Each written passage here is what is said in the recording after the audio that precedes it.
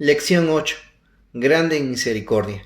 La lectura base se encuentra en Números capítulo 14, versículo 1 al 19. El texto clave dice lo siguiente: Jehová, tardo para la ira y grande en misericordia, que perdona la iniquidad y la rebelión, aunque de ningún modo tendrá por inocente al culpable, que visita la maldad de los padres sobre los hijos hasta los terceros y hasta los cuartos. Números 14, 18. En este versículo podemos subrayar lo siguiente. 1. La misericordia propone un camino para que el que ha pecado busque y goce de su perdón, y porque es paciente nuestro Señor, espera que el pecador se arrepienta. 2. Nos hace ver qué es la iniquidad y la rebelión. La iniquidad es quebrantar la ley de Dios, y oponerse a su voluntad es rebelión. 3. La condición inocente o culpable son dos condiciones únicas delante de Dios, no hay una tercera. Y 4. Nos advierte de lo siguiente, que hay que tener cuidado de todo lo que hacemos y no vivir con un pecado sin confesar, porque otros podrían sufrir por nuestra iniquidad o rebelión. Para entender cómo se expresó esto, es necesario hacer una pausa y hacer una lectura completa a Números 13, del versículo 1 hasta el capítulo 14, versículo 49. Una vez leído esto, observaremos que en lugar de leer el momento glorioso para el pueblo de Israel, nos encontramos todo lo contrario. Una falta de fe, murmuración y rebeldía que les costaría muy caro. Moisés tuvo que interceder una vez más para que la ira de Dios no consumiera al pueblo. Al término de esta reflexión, será necesario contestar si nosotros actuaríamos como Moisés. Dios espera que sí, aún más como su Hijo, nuestro Señor Jesús, quien nos perdonó e intercede por su iglesia hoy. La historia nos muestra cómo el hombre es semejante a Israel, y en esta porción se declara sus grandes errores, que será necesario que las repasemos. 1. Se quejaron. Capítulo 14, versículos 2 y 27. 2. Desobedecieron. 14:41. 3. Fueron rebeldes. 14:9. 4. Tuvieron miedo. 13:32 y 33. 5. Fueron incrédulos. 14:11. 6. Fueron obstinados. 14:44. 7. Irritaron a Dios. 14:11 y 23. 8. Tentaron a Dios. 14:22. 9. Murmuraron. 14:27. 10. Despreciaron a Dios. 14:31.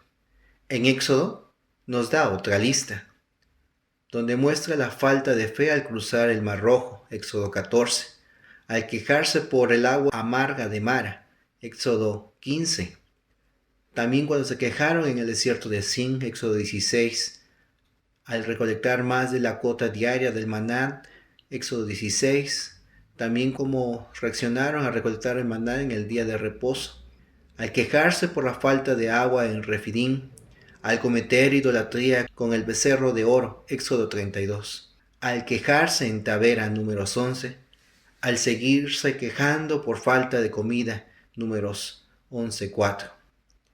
Pero con todo esto, percatamos sin duda que es mayor la paciencia, la misericordia y el amor de Dios con ellos. Pero no podemos juzgarlos porque en el ayer así actuamos. Y fue solo la gracia de Dios que nos permitió no ser destruidos, sino por nuestro intercesor fuimos perdonados, justificados y reconciliados. Esto nos hace meditar en el tema del perdón y de la intercesión de Cristo. Y esta debe ser entendida y no exagerada, porque muchos piensan que Cristo está en el cielo para interceder por nosotros solo cuando pecamos. Y no es así. Él intercede para que seamos irreprensibles en medio de una generación maligna. Filipenses 2:15. Hoy sigue intercediendo por nosotros, al igual que el Espíritu Santo. Demos gracias por ello, en lugar de ocasionar rebeldía a Dios. Y no menospreciemos la oportunidad que nos da, como lo hizo el pueblo, que abusaron de la misericordia de Dios. Por ello sufrieron las consecuencias. Cuidado de traspasar los límites de Dios. Otra verdad que se omite es el tener el perdón no cambia las consecuencias que ocasiona el pecado. No podemos ni debemos creer que con pedir perdón a Dios es suficiente y que podremos volver al mismo lugar de privilegio que antes. Habrá consecuencias, pero aún la misericordia de Dios, como en estos casos, se muestra con un pueblo que pudo ser destruido, pero en cambio, la consecuencia hizo que no entraran a la tierra prometida, aunque vivieron muchos años más en el desierto. Esta misma misericordia hizo que David no muriera, pero que un bebé sí, y su reino fuera dividido después de él, según de Samuel 12:13. Esta misma misericordia ha permitido que aunque la iglesia pase por dificultades, por ejemplo, que no estén accesibles las iglesias para todos, que haya muchos muertos, podamos cambiar nuestra conducta ante Dios, decidir servirle, obtener su perdón, para poder ocuparnos de una importante encomienda, interceder por mi hermano y mi prójimo. En nuestros días es triste ver cómo el hombre solo se preocupa por sí mismo y sus intereses, no muestra preocupación por sus prójimos, ni por su propia familia. Pero los cristianos, ¿qué hacemos? En ocasiones ni siquiera prestamos atención a nuestros hermanos, solo cuando han caído, cuando han pecado. Estamos ahí para darle la espalda, mostrar nuestra indignidad ante su pecado. En ocasiones pareciera que hasta lo esperamos al ver su conducta o a imaginar que es un hermano débil, pero ignoramos que tenemos una responsabilidad muy grande: interceder como Cristo lo hace. Esto implica no devorar solo por mi familia, los hermanos, los siervos, los ancianos, cuando estén en una situación de enfermedad, problema o pecado, sino siempre si les amo. Si entiendo que no es para solucionar un problema, es para prever cualquier problema. Hoy es más fácil orar por el extraño que por nuestros hermanos.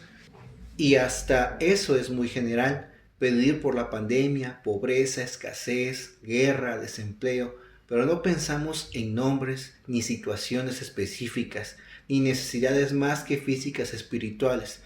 ¿Es así como cumplimos este mandato de nuestro Señor?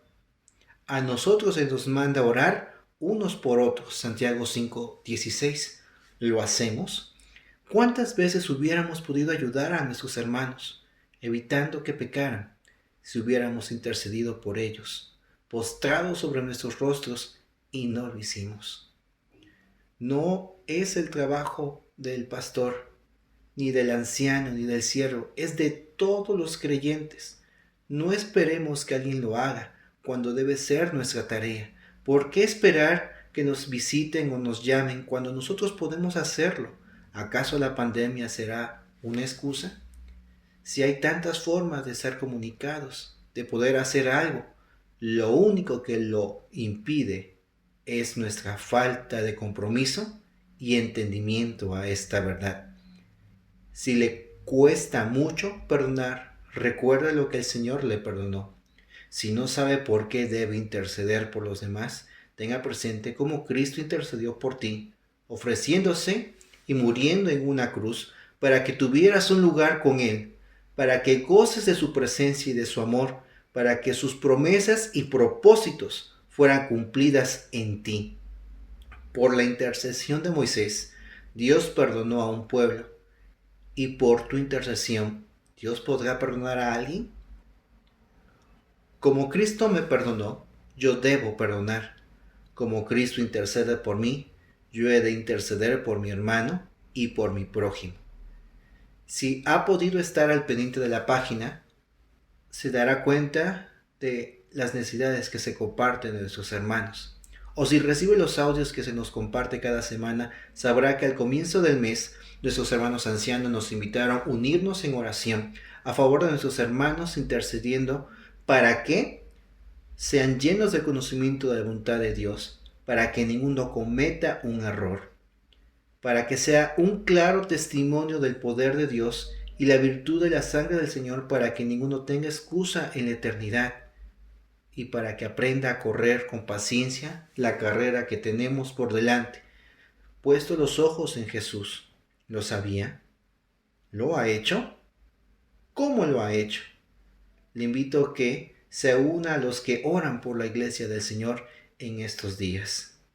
Reconsidera lo siguiente: ¿de qué sirve que lea la Biblia como lee el periódico o algún otro libro?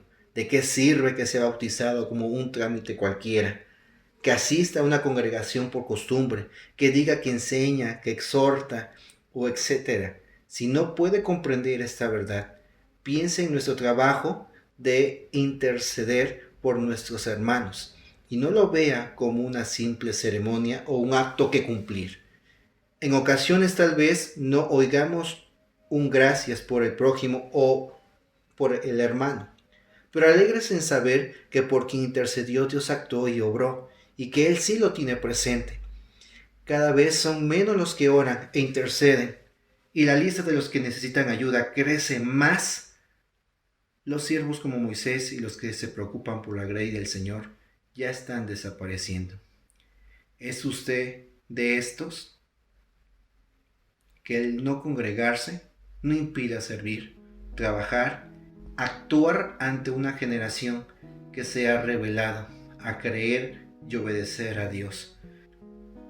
Si no actuamos a tiempo, lo único que veremos será la destrucción y el juicio de Dios sobre los que podían hacer algo. Oremos. Señor nuestro, te damos gracias porque tú nos haces ver con precisión que hay algo que no estamos haciendo correctamente.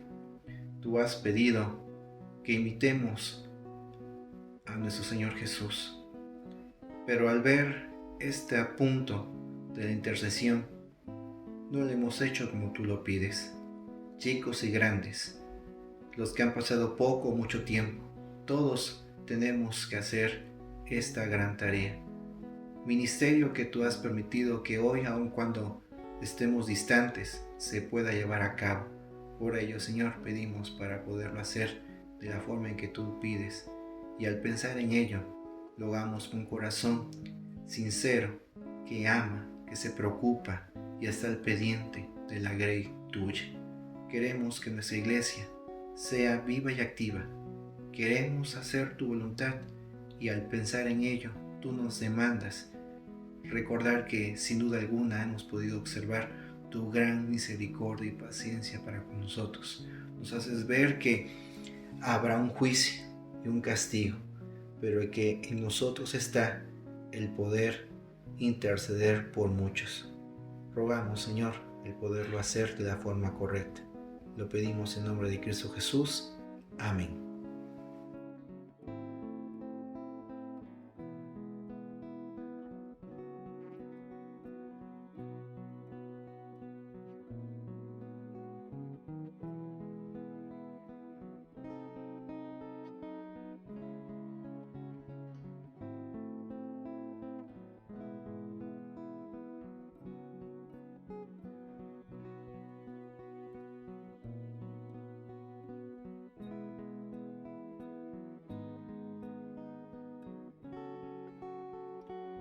Les recordamos la página www.orizabacentro.org, donde encontrará todo lo relacionado a la palabra de Dios.